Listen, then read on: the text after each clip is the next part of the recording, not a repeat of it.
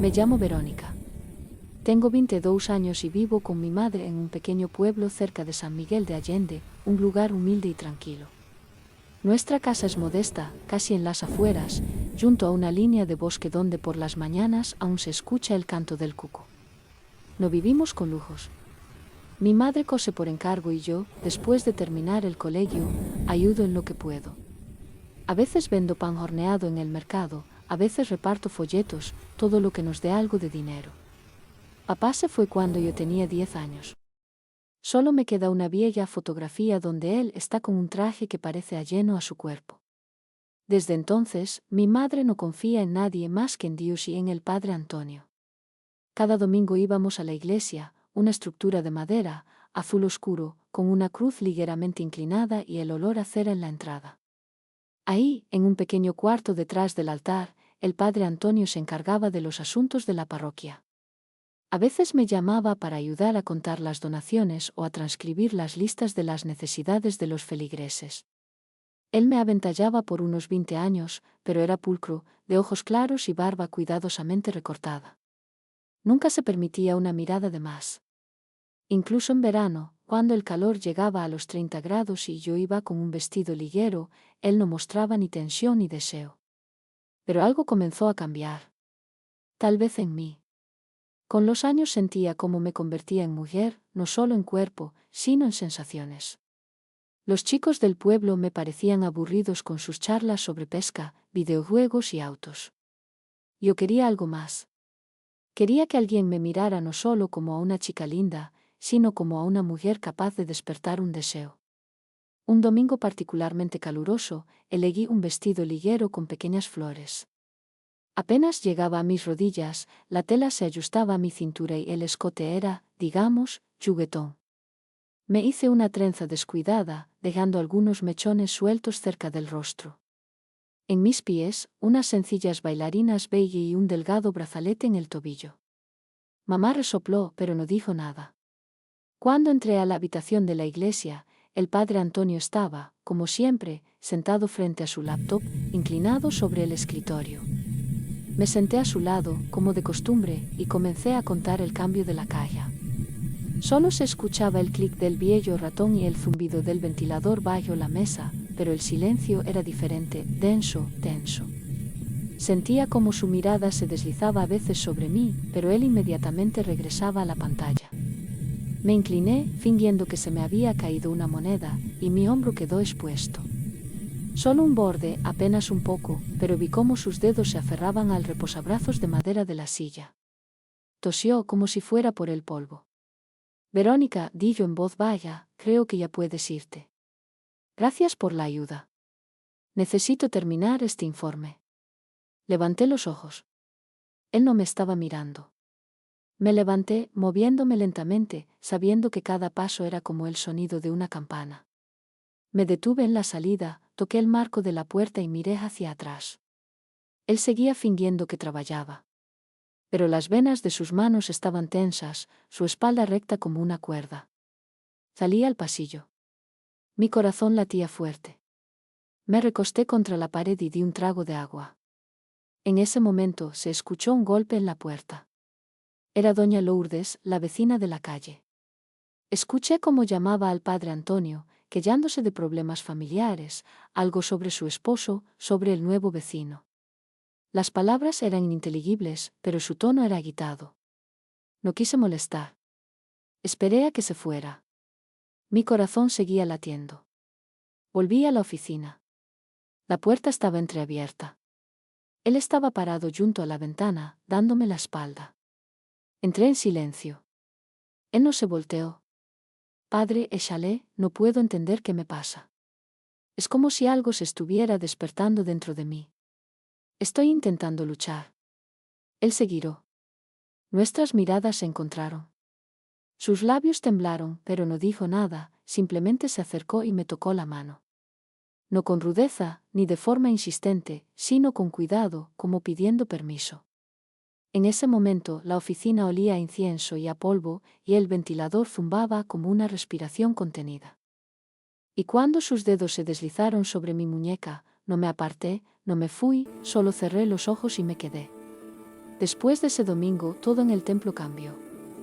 Imperceptiblemente, sin palabras, pero irreversiblemente. Yo seguía viniendo los domingos con el mismo vestido liguero o con algo aún más suave, casi transparente a la luz, pero dentro de los límites de la modestia. Mamá no notaba nada. Ella creía en mi dulzura y en el padre Antonio como en un ícono en la pared.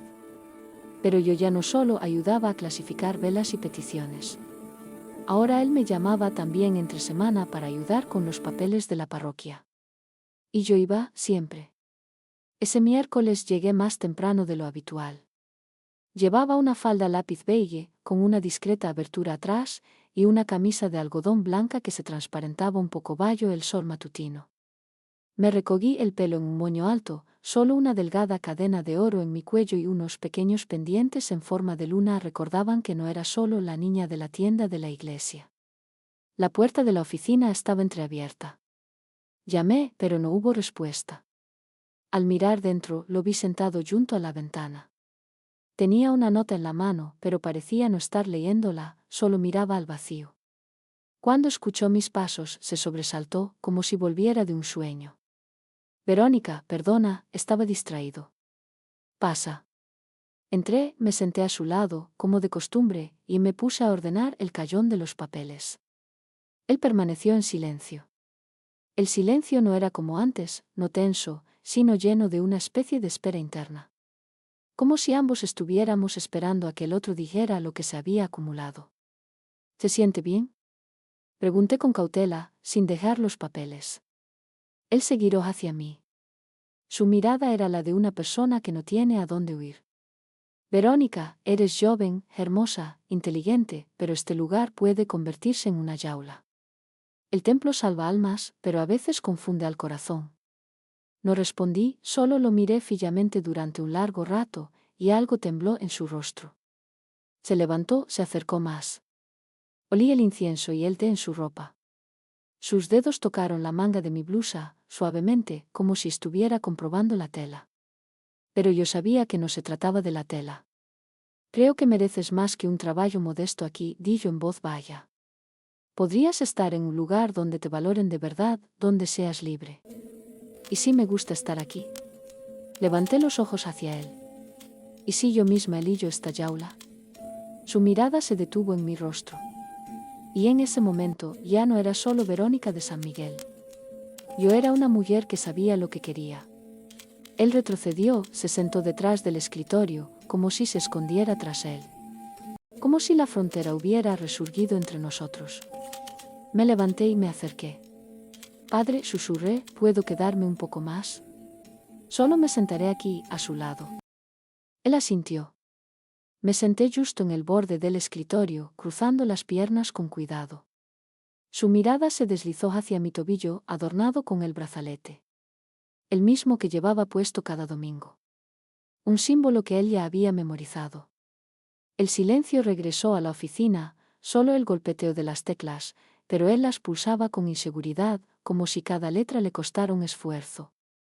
Me incliné hacia la pantalla, fingiendo mirar un documento. Aquí tiene un error, dije, tocando la pantalla con el dedo. ¿Ve? Él se quedó inmóvil. Nuestras manos casi se tocaron. Sentí el calor de su palma cerca. Un segundo. Otro más. Él se alejó. Lo siento. Necesito terminar el informe. Es mejor si no terminó la frase. Me levanté, no porque él lo pidiera, sino porque quería mostrarle que lo entendía todo y lo aceptaría todo, pero bajo mis propias condiciones. Cuando salí del cuarto, mis piernas se sentían ligeras, como después de una confesión. Pero en lo más profundo de mí crecía una certeza: habíamos cruzado una línea, y no habría vuelta atrás. Viernes por la noche. El pueblo se aquietaba, los mercados cerraban, las mujeres con bolsas volvían a casa por las aceras agrietadas, e incluso los perros ladraban con pereza. Yo estaba frente al espejo, mirándome con asombro y una expectación casi punzante. Llevaba un vestido gris claro, ceñido, justo por debajo de las rodillas. Con cuello alto y una abertura en la espalda. La tela se deslizaba suavemente sobre mi cuerpo, acentuando mis curvas. En mis pies, zapatos oscuros de tacón firme. El pelo recogido en una cola baya, pendientes pequeños en forma de luna. Uñas con esmalte transparente. Nada vulgar, pero en este look había algo intencional. Yo sabía a dónde iba y por qué. Cuando entré a la iglesia, estaba casi vacía. Solo las velas parpadeaban en un rincón lejano. El padre Antonio estaba en el altar, pero al oír mis pasos, salió de inmediato. Verónica, no te esperaba. ¿Todo bien? Simplemente me sentía ansiosa, respondí. No pude quedarme en casa. ¿Puedo sentarme? Él asintió y con un gesto me invitó a pasar a la oficina. Todo estaba como siempre, la mesa, el icono en la esquina, un par de carpetas, la vieja laptop y el familiar zumbido del ventilador. Me senté en el taburete, cruzando las piernas. Él estaba enfrente, silencioso, reservado, pero la tensión se percibía en cada uno de sus movimientos. Sus dedos apretaban los reposabrazos de madera de la silla. Parece que me está evitando, dije en voz baja, sin mirarle a los ojos. ¿Hice algo mal? Verónica, su voz era uniforme, pero con un quiebre. Sabes que todo es demasiado complicado. Debo ser un ejemplo para la gente y tú me haces dudar incluso de mí mismo. Se levantó abruptamente, caminó por la habitación. En su figura se sentía una lucha, y aún así se giró hacia mí. ¿Por qué viniste hoy precisamente así? Con este aspecto. Lo miré directamente. Y sí quiero que me vea no solo como a la chica de la parroquia, sino como a una mujer. Él se acercó hasta un límite peligroso. Sentí el olor a incienso, el tirante brazalete de su reloj en su muñeca, la tensa arruga cerca de sus labios. No puedo, susurró. Sí puede, dije yo, sin apartar la mirada. Pero tiene miedo. Hubo un segundo de silencio. Luego extendió su mano inseguro y tocó mi palma. Sus dedos temblaban. Yo se los apreté en respuesta. Él suspiró. Un paso. Otro más. Estábamos casi pegados. Sentí su aliento rozar mi cuello. Todo mi cuerpo vibraba, como si el aire hirviera bajo mi piel. Su mano se posó en mi cintura. Con cautela, como si a través de ella quisiera leer todo lo que yo sentía. Verónica, otra vez esa voz ronca. ¿Entiendes que ahora estamos rompiendo todo? Asentí. ¿Y quiere detenerse? No respondió, solo me atrajo más hacia sí, como si el silencio fuera la respuesta. No cruzamos la línea, pero estábamos parados justo en ella, balanceándonos como al borde de un precipicio. Sus labios estaban cerca, pero no tocaron los míos. Mi espalda sintió el temblor de su mano, pero la ropa permanecía entre nosotros. Había más intensidad en esto que en cualquier contacto. Pero entonces, un golpe. Alguien en la entrada de la iglesia. Nos separamos sobresaltados. Vete, exhaló él. Ahora no es el momento. Asentí, salí como si nada hubiera pasado, pero todo ya había ocurrido. Sin besos, sin palabras, sin pecado, pero con un deseo tan ardiente que quemaba la tela entre nosotros. El domingo siguiente fue frío y gris. El otoño cubrió San Miguel con un suave manto de lluvia y viento. Elegí para el servicio un estricto abrigo negro con cinturón. En mi cabeza, una boina de lana color vino. Debajo, rizos prolijos. Botas altas de tacón y un vestido de lana color grafito, ceñido al cuerpo, pero sin ninguna insinuación provocadora. Todo decente. Todo correcto. Pero dentro de mí había algo que ya no sabía callar. Lo que había despertado entre nosotros ahora vivía su propia vida. Y nada volvería a ser como antes. Cuando entré al templo, el padre Antonio ni siquiera levantó la mirada de inmediato. Me senté con los feligreses, como de costumbre. Solo su voz durante el sermón temblaba, apenas perceptiblemente, pero yo lo escuché. Después del servicio, él se acercó. Verónica, necesito hablar contigo en la oficina. Ahora. Asentí. Entramos. Él cerró la puerta. ¿Sabes que ya corren los rumores? Doña Lourdes, la misma, te vio salir de aquí el viernes por la noche. Se lo contó alguien del consejo de la iglesia. Ya llegó hasta doña Carmen. ¿Y qué dicen? Que vienes a verme demasiado a menudo. Él no me miró a los ojos. Y que supuestamente estoy perdiendo la piedad. Sonreí por primera vez con audacia. ¿Y usted la está perdiendo? Él levantó la vista. En sus ojos estaba todo miedo, rabia, lujuria, culpa. Verónica, si esto continúa, me destituirán. Lo perderé todo. ¿Y si se detiene? Di un paso hacia él. ¿Qué perderé yo entonces? Él retrocedió hacia la mesa, apoyándose en ella, como si le faltara el aire. No puedo rezar como antes, susurró. No puedo hablar de virtud cuando cada noche estás en mi cabeza. Con ese vestido blanco y el brazalete en el tobillo. Un escalofrío recorrió mi espalda. Me acerqué, desabroché los botones de su puño en silencio, fingiendo arreglarle la manga. Su mirada se detuvo en mis muñecas, luego en mis labios. Nadie le obliga a mentir, dije en voz baja. Pero puedes ser honesto al menos aquí, conmigo. En ese momento, alguien llamó a la puerta con fuerza. Ambos nos sobresaltamos. Padre, disculpe, era Felipe, el joven cantor. Han llegado unos inspectores del distrito. Dicen que vienen de Ciudad de México. Quieren hablar con usted. Palidecí. Él apretó los labios. Ahora salgo. Cuando nos quedamos a solas por un instante más, él me tomó la mano con fuerza. Te lo ruego, no vuelvas aquí sola. Ni por la mañana, ni por la noche, de ninguna manera. Esto es una orden. Esto es una súplica. Retiré mi mano, no con rudeza, pero con decisión. Entonces dígalo no como sacerdote, sino como hombre. Él guardó silencio, y yo me fui. Mi abrigo se cerró con un sonido frío. La lluvia azotaba el cristal mientras me alejaba de la iglesia. Pero dentro de mí ardía un fuego. Yo sabía que nos habían descubierto. Ahora todo sería diferente. Tal vez nos destrozarían o nos unirían definitivamente. No aparecí en el templo durante casi 2 semanas. El otoño había llegado a ser pesado, húmedo. El aire olía a tierra, hojas podridas y frío. Mamá preguntó por qué había dejado de ir a misa, pero yo le restaba importancia, diciendo que estaba cansada y ocupada. Durante todo ese tiempo tuve sueños. Estaba descalza en la iglesia vacía, en camisón, mientras sombras acusadoras me miraban desde las esquinas. Él estaba entre ellas. Su rostro fue lo último que vi antes de que todo se derrumbara, la cúpula se agrietara, las velas se apagaran. Una noche, no aguanté más. Me puse una falda negra hasta el suelo, un suéter grueso, me recogí el pelo en una trenza como cuando era niña. Sin maquillaje, sin perfume, como si hubiera vuelto a ser la Verónica que era antes de todo. Llegué un miércoles, no un domingo. No había servicio, pero las puertas del templo estaban abiertas. Él estaba parado junto a la ventana, dándome la espalda. Toqué el marco de la puerta. Él no se volteó de inmediato. No deberías estar aquí, dijo. Lo sé, respondí, pero no puedo evitarlo. Él se giró lentamente. En su rostro había cansancio. Sombras alrededor de sus ojos. Sobre la mesa frente a él, una caja abierta. Dentro estaban su cruz, su anillo, un cuaderno personal y un boleto.